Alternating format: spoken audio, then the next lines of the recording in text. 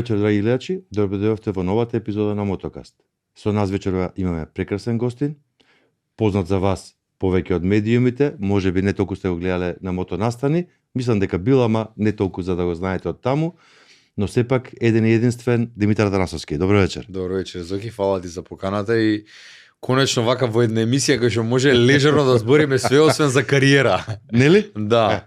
А првото прашање беше да се представиш, покрај тоа што си професионалист во маркетингот, медиумска личност, да се представиш малку и како моторџија. Да, па како моторџија можам надолго и на широко да се представувам од проста причина што Веспа или превозно средство на две тркала со мотор, Добро. возам уште пред да почнам да работам. Така што мојата љубов кон превозното средство на две тркала е прилично долга. Вака кога се сетам, Тоа сакам да кажам. Ај кажи од кога е целата приказна. Првата Веспа ми ја купија за добро однесување мајка ми и татко ми на 17 години, значи тоа е пред 20 години.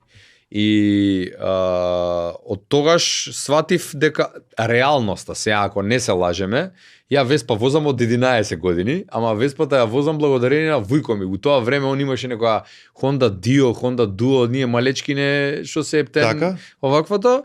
И сега не дека јас сум ја возел, него ај до тука, ај до ваму, до таму, иако не го Имаше желба. оправдувам тоа. Имав огромна желба, да.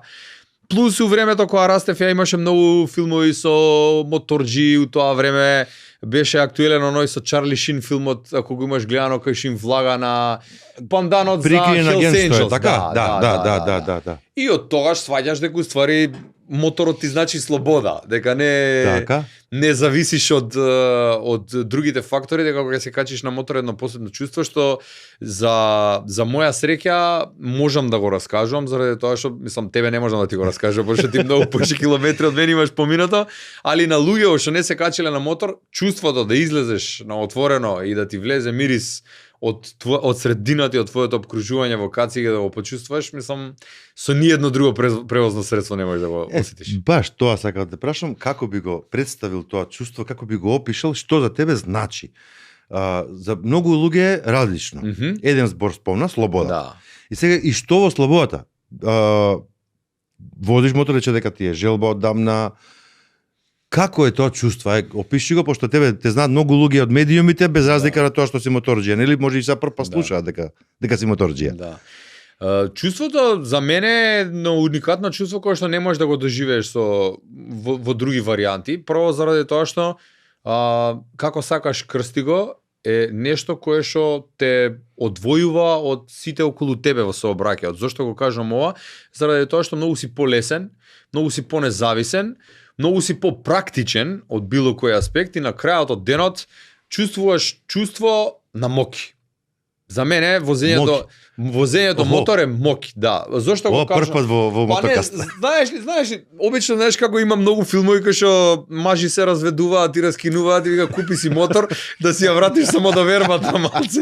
Обично така се случува и најчесто луѓе кои што да речеме во подоцнежни години купуваат мотор, купуваат само заради тоа или ги имаат втор пубертет. Значи јас се зафркнав, купи мотора, не се оставив. Не, ти види, не си во таа категорија зашто ти возиш моторот која знам ја за тебе. А се знаеме прилично долго, не од медиумите. Така што мислам дека моторот ти дава едно посебно чувство кое што без разлика дали си маж или жена, сега тука да не се тие стереотипи дека само мажите возат. Во денешница јас многу жени познавам кои што се активни возачи на моторцикли и мислам мене тоа ми е особено драго. Иако за почит сега не знам двојни мислења има, некои многу повеќе сакаат да возат соло. Мене ми е помногу убаво кога возам со сопругата позади. Зошто? Заради тоа што тој бондинг што го добиваш кога влагаш у кривини, кога е активен совозач и слично, не можеш да го добиеш у кола. У кола ќе заспие. Иако ми си има случајно и Сара да ми заспие на мотора, ама за тоа малце покасно. Види, тука имаш право. Да, има двојни мислења, некој вика сакам сам да патувам. Баш сега се видов во Бања Лука бев со еден пријател, исто моторџија. И он цел живот вози, сопругата пробала еден два пати качил, не сака, готово, тоа е тоа. И вика, ја дури вика, назадно се иште ми оди торба секојаш, не размислувам дека не можам. Да. Јас дали керка ми, дали сопругата, си уживам да има некој позади, заедно да го правиме тоа.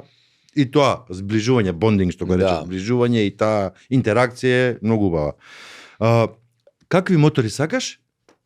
Прво да ни кажеш и после ќе ни кажеш каков мотор возиш сега.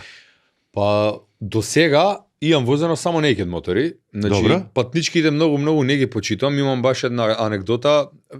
Реалноста е дека види, многу луѓе викаат дека со naked мотор не може да се патува. Ја не се согласувам со тоа, иако како поминуваат годините сваќам дека има зошто. Визир напред, па маски, па сите тие салтанати. Заштите на колена и се поред. Не само колената, него едноставно не е баш пријатно 5 сати да те шиба ветер и да се тресеш и да се бориш со моторот, ама па и у тоа има некое посебно чувство. Никогаш не сум сакал, тоа го имам кажано неколку пати, иако да речеме Бузалковски знам дека ви беше гостин и особено го почитам, никад не би се качил на спортски мотор. Никад не би се качил да го користам моторот за да се тркам. Тоа, да речеме, за мене, никогаш не било драж. Мене моторот од секогаш ми бил за да се испитувам самиот себе си и моите лимити и на кој начин како да си ја прилагодам возњата за мене да ми е удобно. Значи не сум бил од тие што го гледа Роси или Маркес на стаза дека спушта колено на 70 степени, да, и може на плетвар да го прави истото, него повеќе ми било моторот да уживање, од секогаш сум сакал да возам во група. Браво. Затоа што ми е многу поинтересно да се пратиш, да го чекаш тоа растојание, па на тицање, на поминување, многу тимски спорт е. И некиот од секогаш сум сакал да возам прво заради тоа што јас 80% од моето возење сум го поминал во град. Некидот ми е многу прилагоден на градската воžnја и вториот момент од секогаш некидот најубави мотори ми биле вака на изглед, иако многу ги имаат, ги опишуваат како оси, пчели, страшлени, вакви такви. Мене ама сепак мислам дека е вкус во прашање. Во последно време почна и ретро мотори да ми се свијат и за малци и ретро мотор ке купев, ама не сум уште до таа лекција. Добро, види, вкусовите се вкусови, затоа праша какви мотори сакаш, затоа што некој ужива во naked, некој ужива во овие големи патнички. И некој за naked, кога спомнеме, Стојан не беше гостин овде во емисија со Iron Bud, нели, неговите подвизи, да ги речам, најголемиот подвиг, мислам дека прво Европа, со naked ја помина пола Европа. Да. Така да тоа дека не може да се патува со naked. Да. Добро, има се и многу ентузијасти со Веспи, одат, оние 125-ки, 150-ки, ова какво се да не спомињаме брендови, ама сакам да кажам, има се организираат во посебни групи и патуваат примерно тука воза до Рим, што стварно е супер. Има пуно. Ајде ќе збориме за нив. Наброи ни некои мотори што си ги возел и што возиш сега многу важно. Па што сум возел? Првиот сериозен 250 кубика мотор ми беше Honda Apache и со тој така малци имам многу интересно искуство заради тоа што прв пат тогаш се пуштав на подолги релации за мене, Скопје Солун, Скопје Охрид, некои такви, што за 250 у тоа време ми беше тоа време. Зборам на 21-2 години, толку ми биле средствата и толку ми биле можностите, ама од секогаш сум имал таа љубов. Иако првиот пат морам да признам, прво патување ми беше Скопје Солун, 2 дена температура имав. Од што го поминав патувањето, после него имав Z750 кратко, па возев MT-07 Yamaha и сега возам BMW F900R. Што генерално за потребите мој е супер мотор. Понови мотори некако поише електроника имаат и многу повеќе ти го прилагодуваат возењето и сега и на неколку пати има модови, има за дошт, има за ова, има за тоа и некако по безбеден си веќе кога возиш. Знам дека со МТ-то немаше баш многу електроника и технологија и ако зализгува и ако го застанеш, ќе го застанеш. Види, тука има и тука се поделени мислењата, постарите моторџи, постари по искуство и по години, повеќе сакаат од овие постаринските, значи без за да возиш, а не он да те вози. Така, иако јас го прифаќам дека технологијата оди напред и ние мора да идеме напред и тоа е тоа. И за мене, со мојот мотор, по-безбедно сум ги сите системи за заштита и против пролезгување и се. Поинаку малце се чувствуваш, нели? Така е. Посебно кога водиш и друг позади себе, во група си. Да. Не се. Сакам да те прашам, дали што те инспирираше да почнеш да водиш мотор и посериозно се бавиш со тоа? Дали има некој лик што те инспирирал, спомна Војко ти, или нешто? Има некој викаат од филмови ме инспирираше? Има ли нешто? Види, реалноста е дека било сплет на околности, значи повеќе фактори биле. Да, можеби Војко ми ја имал Веспата и сум осетил што значи тоа од мали нозе да можеш да се движиш со мотор. де факто средината. Значи, прво ние живееме во град во кој што ако немаш мотор, заебан си. Значи, заглави у сообраќај, како и да го вртиш, колку и да го вртиш, значи ние имаме застој во сообраќај и мислиш живееме во Чикаго. И сега многу ти го олеснува животот. Јас во последниве 7-8 години се преселивме малку и надвор од центарот и има точки на движење кои што да речеме со кола ги поминав за 45 минути до 1 сат, што не е реално. За ваков град, за ваков кратки дестинации. Еден пример за ова, ни беше 2 пати во емисија гостин доктор Владимир Ефтич од Србија, врвен стручњак за безбедност во мотоциклизам. Меѓу другото, истражувањето што ги правил во Белград, викаше просечно од дома до работа и дома годишно губиме 1 месец февруари во барање паркинг. Можеш да замислиш.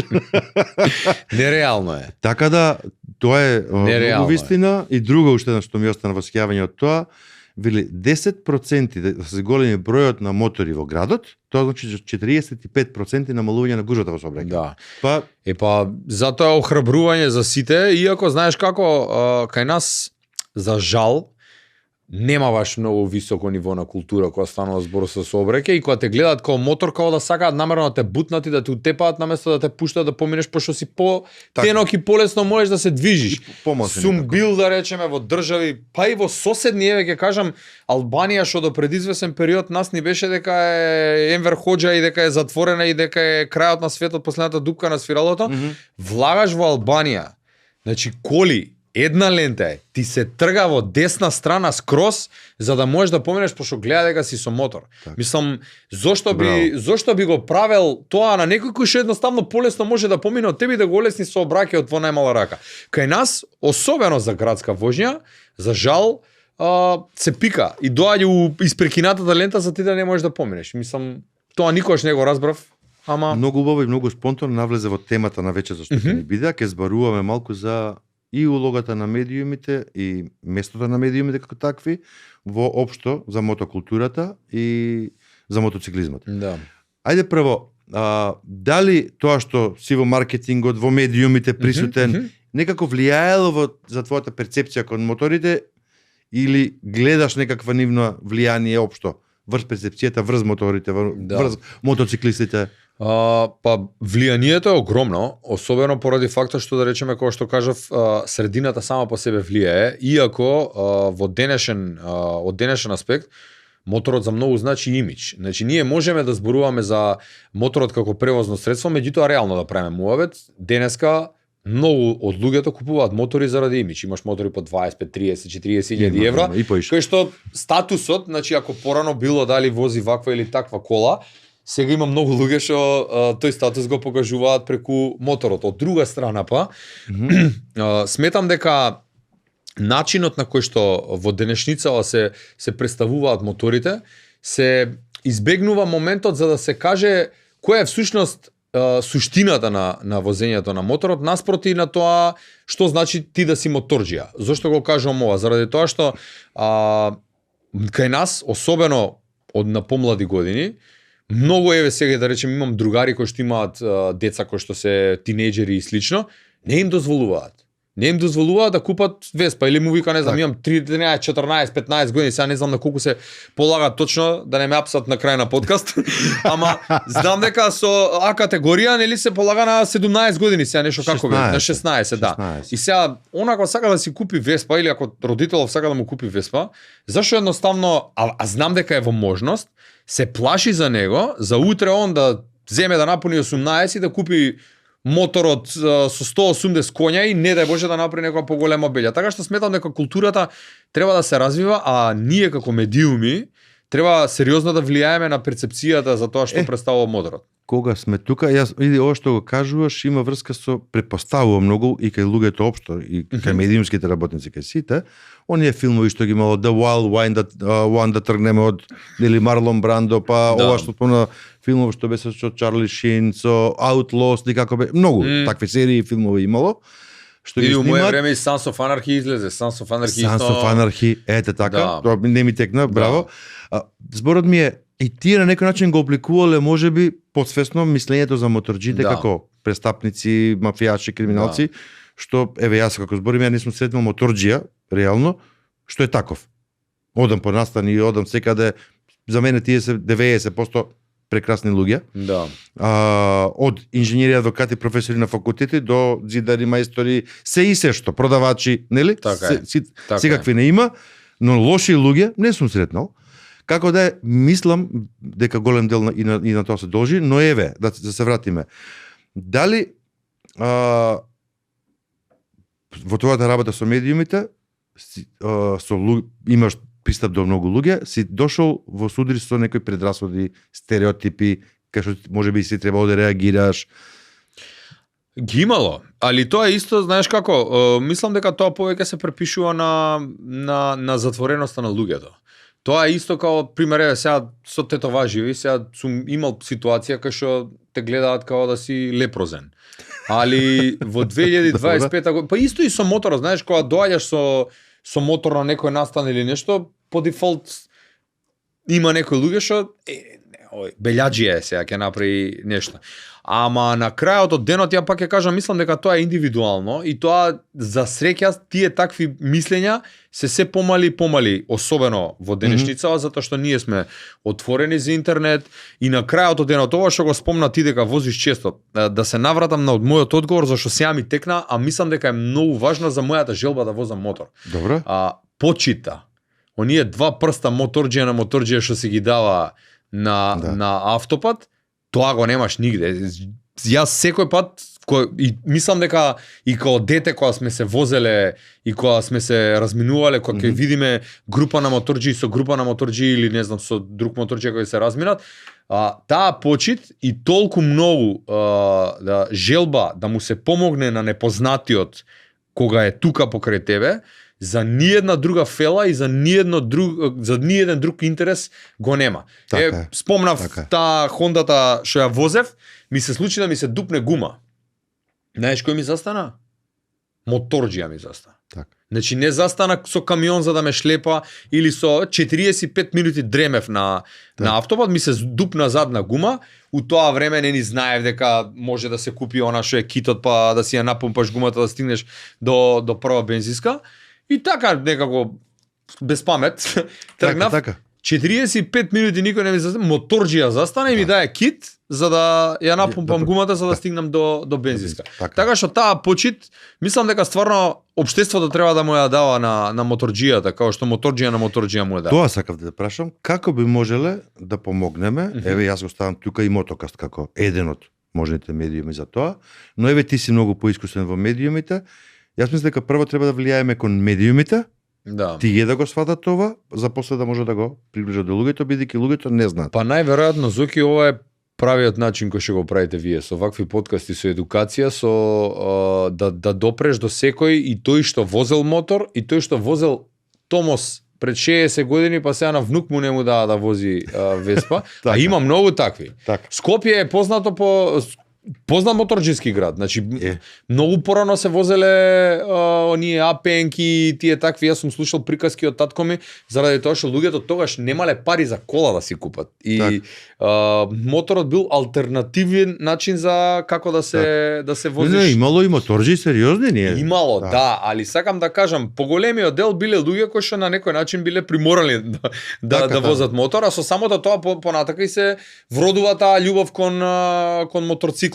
Едно е сигурно дека човек што не сака да свати што и да правиме ние, не може да свати.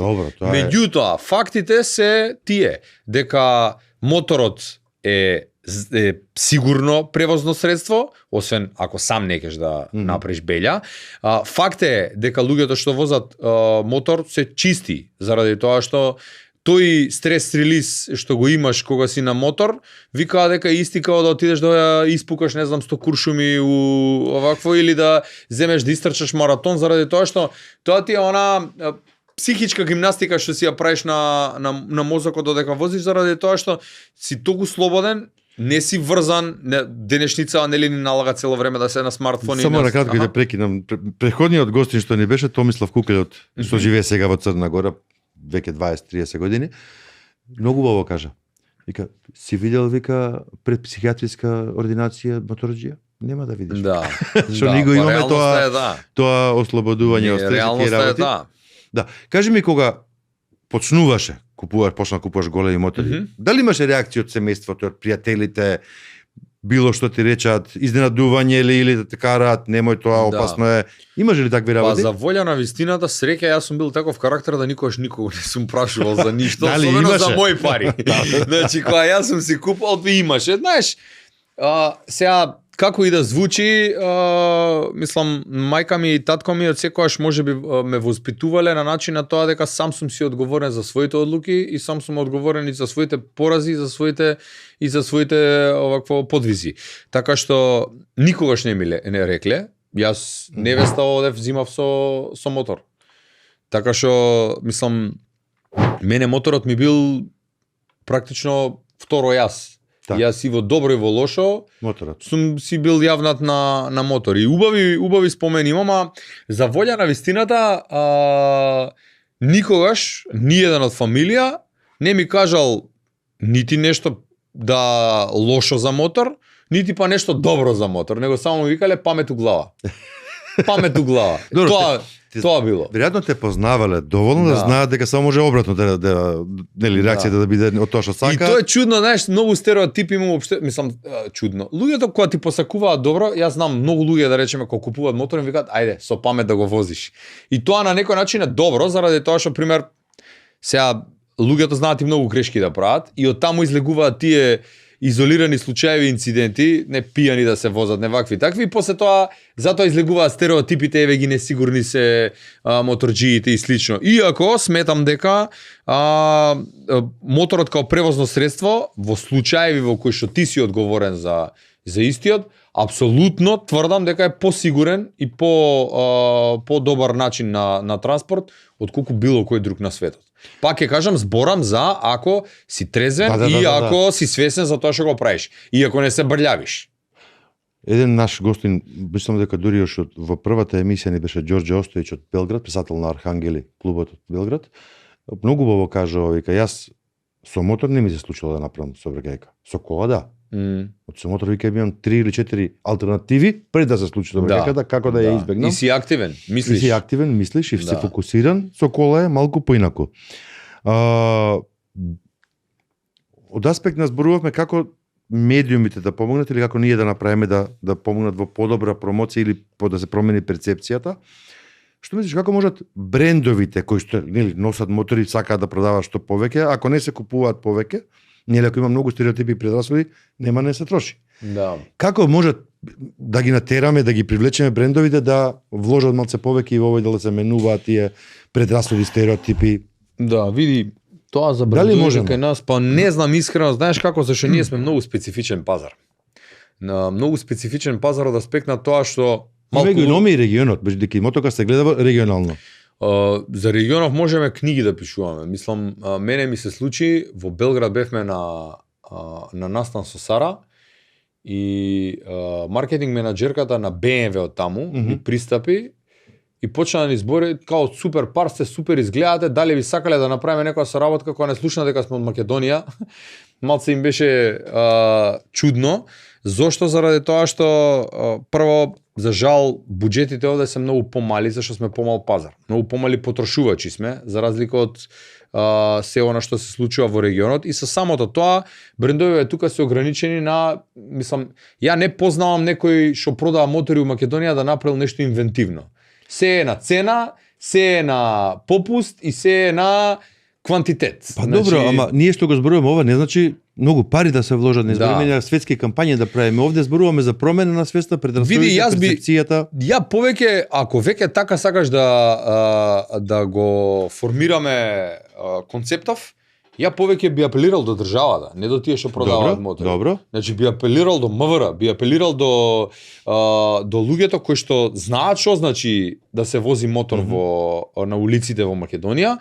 И што би значило тоа општо за целото општество и за загадување и за намалување на метежи и за олеснување на сообраќајот и практично за побрзо стигање.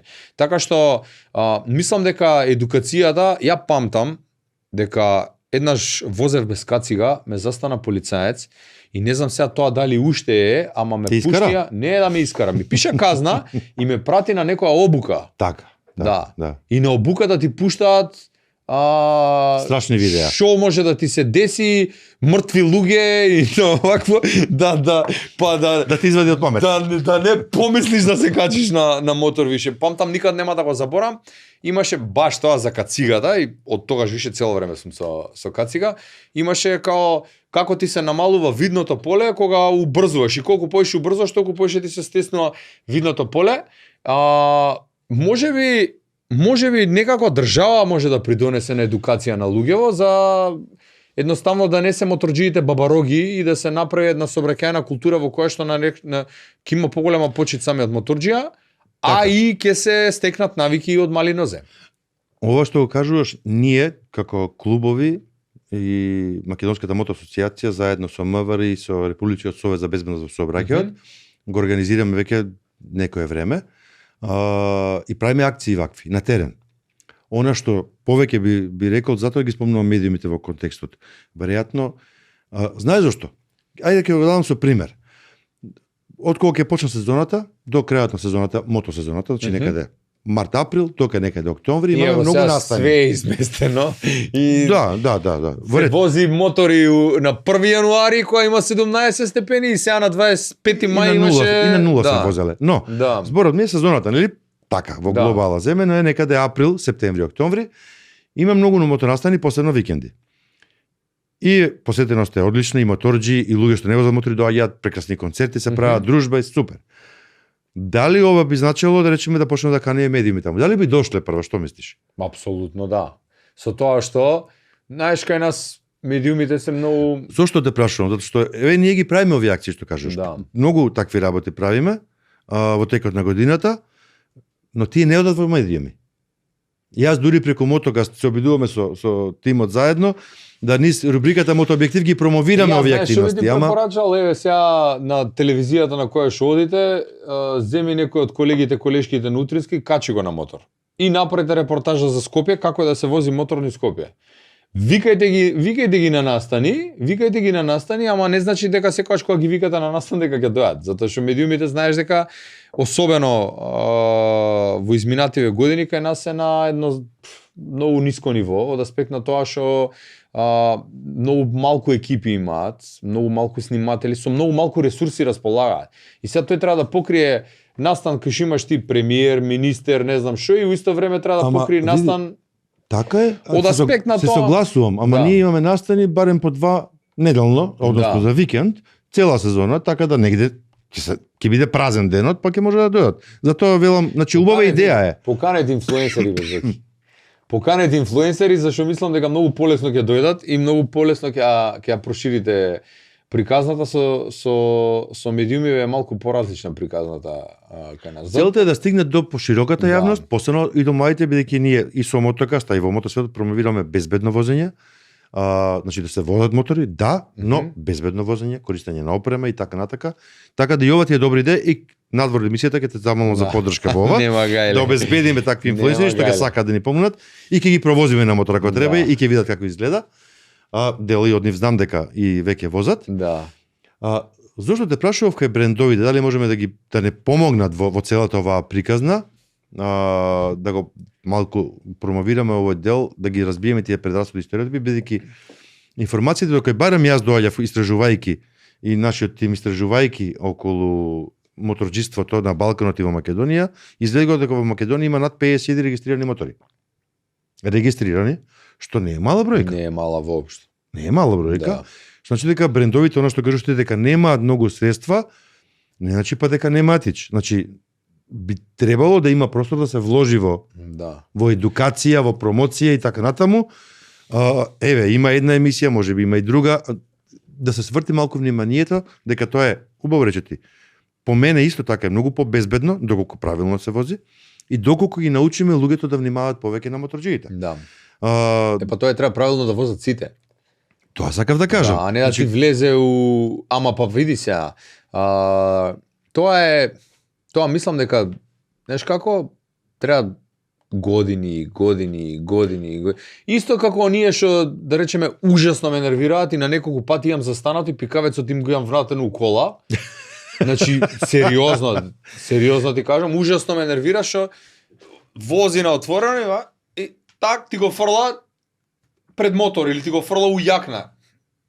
Мислам, за истата култура правиме муавет. Види, денеска за малце ќе паднев со моторот, немаше видиш ништо страшно, бидејќи на време прикочив, една убава девојка со телефонот во рака, таа си бара паркинг, никој не знае дека таа бара паркинг и најнаш без да дадеш мигавец си заврте со колата и ќе ми степаше. Да. Така тоа го има редовно, Да. значи покрај она што како ние возиме, иако и со доктор Јефич кога зборевме и по статистика, огромен дел или најголемиот дел од сообраќајките кај што се вклучени мотори, Да. вината не е кај моторџиите. Така е. Него кај овие другите што Така не е. внимавале доволно и што можеби не игнорираат или не перцепираат толку.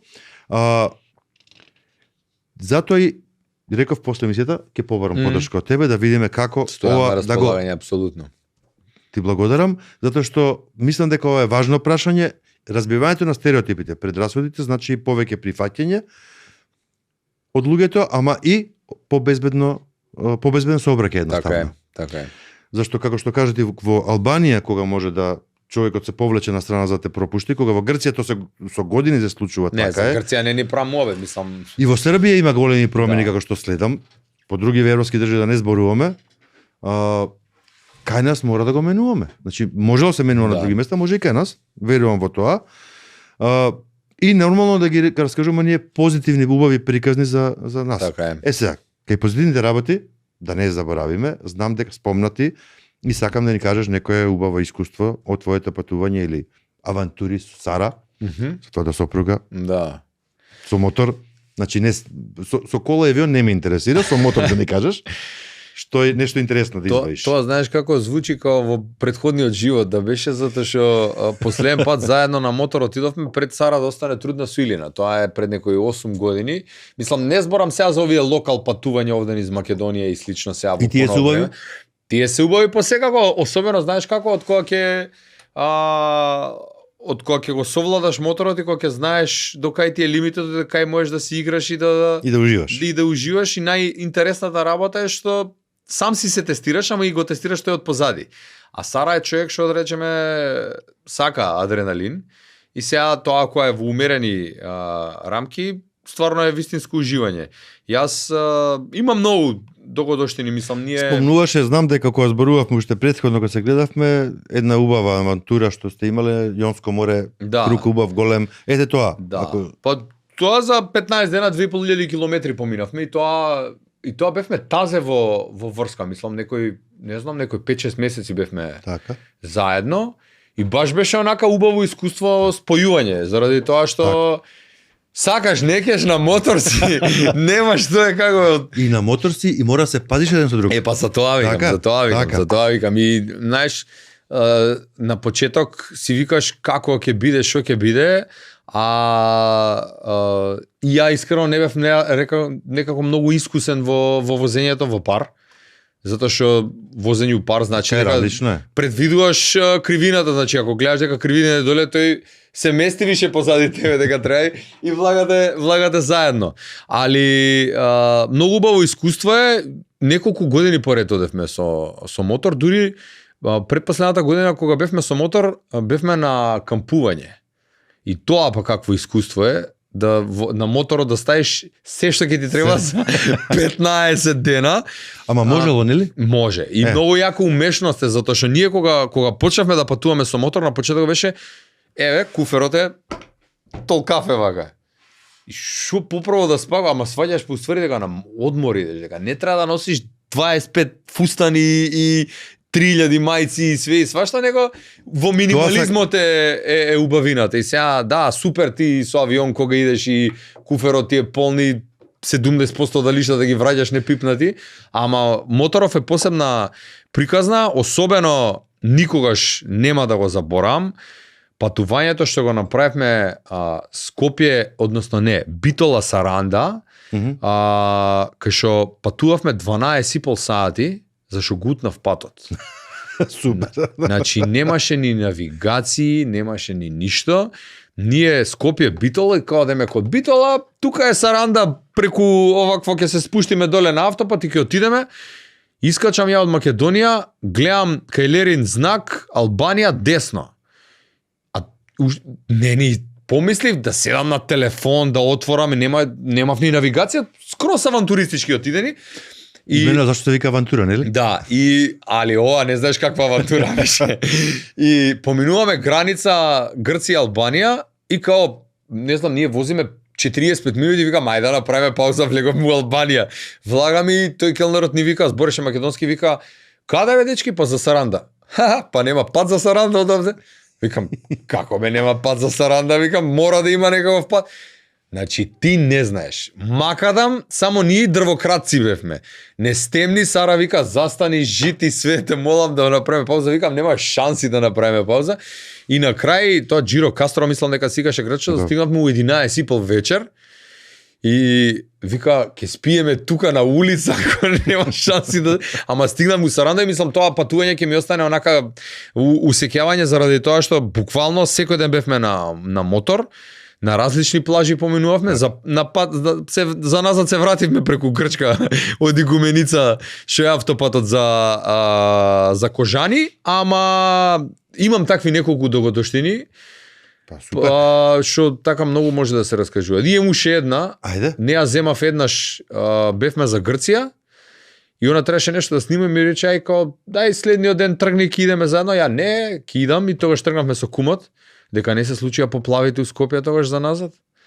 Поплави, ама првите поплави Коце Трајановски со оние гумените чизми што отпушуваше, тоа ми се случи зашто не отидовме заедно. Добро, види, нема моторџија, што би се нарекол моторџија, што барем еднаш во такво дошно заглавил, така да тоа е. А ја имам неколку. Така тоа не е. Со Сара патувате во пар, рековме сега во добро, децата се мали, ќе чекаме да подпораснат. Да. Дали има некој со кого во друштво би се договориле заедно да одите? Го правите тоа така или сами патувате? Да, па кога патувавме активно со кумовите најчесто, зашто и кумата исто, мислам, заедно возат мотор. Супер. Така што со нив бевме тандем, буквално и неколку одмори поред идевме заедно на одмор. Едно време и сестра ми и зет ми ни се приклучија, ама сплет на околности ние продававме мотор, па после они продадоа мотор, дури ја од таа желба што ја имав за да возам мотор, а ни се роди Илина, а на мотор нели не може со Илина, купив ми квадрцикл и пробав со квадрцикл да се возиме. Так. Па кога ни тоа не испадна, викам тоа е, го продавме квадрцикл, си се вратиме назад на мотор, зашто две тркала. А се ближиме кон крај на емисијата, ама нема да далеку сме од одјавување. Сакам да те прашам, што би им порачал на оние што го гледаат мотокаст, што имаат предрасуди, што би рекли, ние никако мотор не сакаме, на порака до ни каква би пратил? Да. Па едноставно би ги поздравил и би се зачудил како гледаат подкаст за мотори, а не сакаат мотори. Ама за тие што останале, ќе се изненадиш? Да, гледаат многу немоторџи го гледаат мотокаст. Да. Па добро. Веројатно е нешто ново, нешто различно. Па види или е едноставно македонскиот менталитет. Се што не ми се свиѓа има да го догледам до крај. Не, верувам дека има многу такви, меѓутоа би им порачал да ако немаат можност да се качат на мотор, да најдат некој што би ги провозил. Зашто џабе ние што и да збориме за моторџество и за возење и се, човек што не го искусил тоа може до утре да кажува и да негира и да се плаши и да нормално е ти да се плашиш од нешто што ти е непознато. Нормално да ти е страф од нешто кое што го гледаш од страна и мислиш дека кој знае какво и дека сега не знам овие се вакви или такви и да ги лепиш етикетите секојдневно. Би им посакал да го проба, да го доживеат тој момент, па после да седнеме ние да збориме за тоа, зашто вака мислам дека џабе. Така. Инаку, јас сум благодарен што ме гледате многу и моторџи и немоторџи, за сите сум благодарен што одвојуваат време и го гледаат мотокаст, но многу ме е интересно што многу луѓе сретнувам, дури и сами ме застануваат некојаш, не се моторџи, на крај паметни им паѓа мотор, ама ја гледате емисијата, што значи дека препоставам дека тука некаде им стои желбата. Дај Па Боже, можеби така? тоа е клучното и тоа што го кажав, ова што го правите вие со мотокас можеби е на некој начин иницијална каписла за зголемување на нивото на култура во сообраќај. Заради тоа што да, можеби вие зборите за мотори, ама моторите и културата може дополнително да придонесат за сите да живееме во едно општество во кое што ќе може да се кохезира и да се функционира без притоа тој што е посилен да сака да го загрози тој што е послаб, затоа што реално сега колата е поголема, значи мислам ти што и да правиш. Така. Добро, значи да го Неќе се тепаме на улици. Така. Значи и ние се обидуваме да придонесеме за поголема безбедност во сообраќајот, посебно зборувајќи како правилно да се вози мотор. Да. Но секако секогаш подсеќаме дека и оние другите треба на нас да Така е. внимаваат. Драги мои, време е за рубриката Мотообјектив. Проследете ја и се враќаме во студио.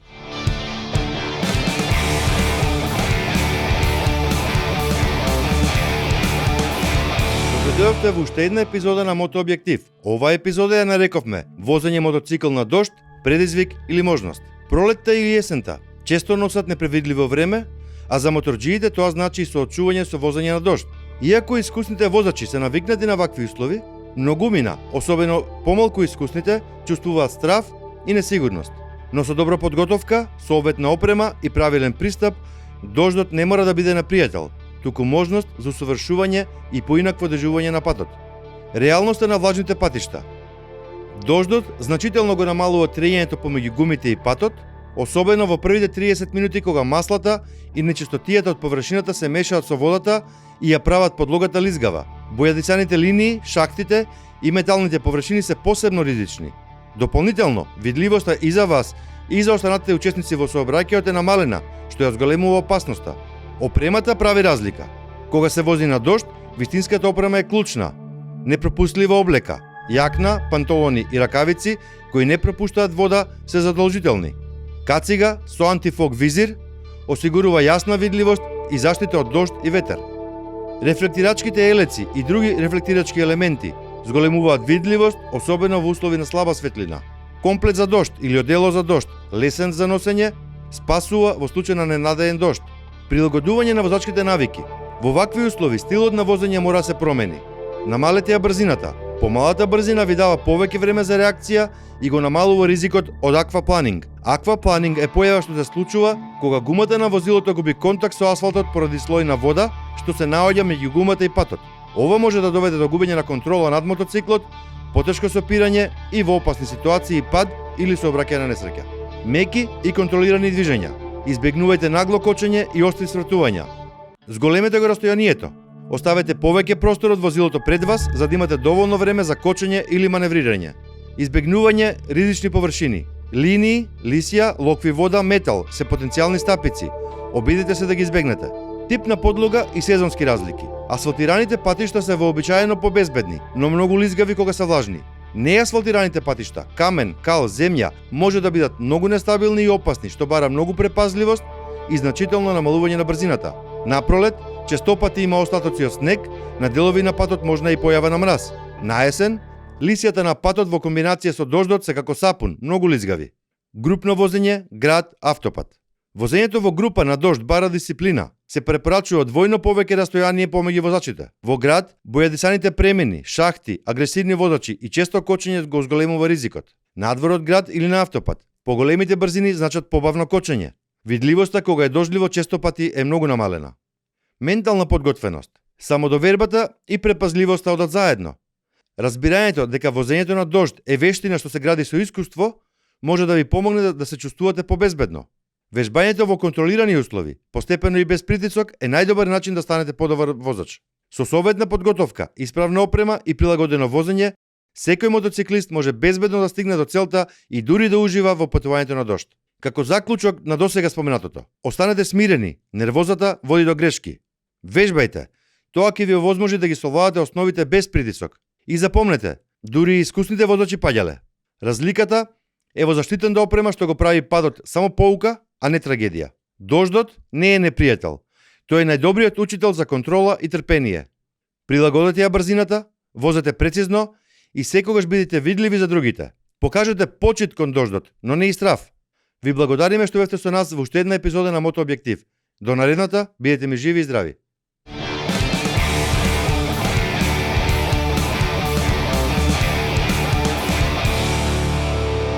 Димитар, како го гледаш или како ја гледаш иднината на мотоциклизмот, мотокултурата во Македонија? Во една реченица, две. Да. Па дефинитивно ја гледам на начин на кој што не е сега. Зошто? Заради тоа што доаѓаат нови генерации, доаѓаат побунтовни генерации, што мене искрено многу ми се допаѓа тоа. Значи порано сега има многу луѓе кои што се растени со премисата, како ќе кажам, така ќе биде. Ја гледам по моите деца дека не е баш така, дека за се треба да се објасниш, дека се треба да кажеш, што е добро. Заради тоа што така се развива самосвеста и на некој начин така се раѓаат новите лидери. Мислам дека кога се тука кај ова би те фокусирал, многу убаво кажа последно, затоа сакам да фокусирам тука, една така порака за крај, општо за гледачите на мотокрос. Кој рековме, некој се моторџи, некој не. Да. Па тоа би било пораката, да работиме сите за подобро утре. Од аспект на тоа дека, значи, сите можеме да придонесеме, и моторџи, и немоторџи, и хейтери, и љубители, и членови на мотоклуби. Ја, пример, никогаш не станав член на мотоклуб, имам многу другари што знам дека се членови на мотоклуб, што, да речеме, за генерацијата на татко ми или на некој, биле бабароги, биле гангстери, бандити, не знам што. Сега знам, особено во македонските мотоклубови, знам како функционираат луѓето, колку со каков ентузијазам се членови на тие клубови, што се прават за да се заживе таа сцена, бидејќи, шала на страна, тоа е една сериозна сцена која што може многу да придонесе во општество. Јас би порачал само да сите бидеме отворени од аспект на тоа дека најдобро е да процениме кој и каков е според тоа што ние ќе го искусиме, а не што сме видели или што сме чули, што ни рекле, затоа што само така ќе работиме на подобро утре. Мислам дека така е, едноставно ќе ги пренесеме и работите на идните генерации, бидејќи на крајот од денот нашите стравови не треба да се пренесуваат на стравовите на идните генерации. Така. Ти благодарам многу. Драги гледачи, вече благодарам и тебе за покана. Го имавме Димитар, имавме прекрасен муабет, разговаравме и за неговото искуство на мотор, и за неговите погледи, поврзаноста на медиумите, перцепцијата на медиумите и на јавноста кон моторџиите и моторите, како да ја промениме, и рековме ќе го употребиме и ќе го злоупотребиме да ни помогне во тоа нешто. Ти благодарам уште еднаш, Димитар. А вие, драги гледачи, ако ви се допадна во што го гледавте, ве молам лайк, subscribe и секако шеар, зашто повеќе луѓе да може да ја видат оваа епизода. Благодарам.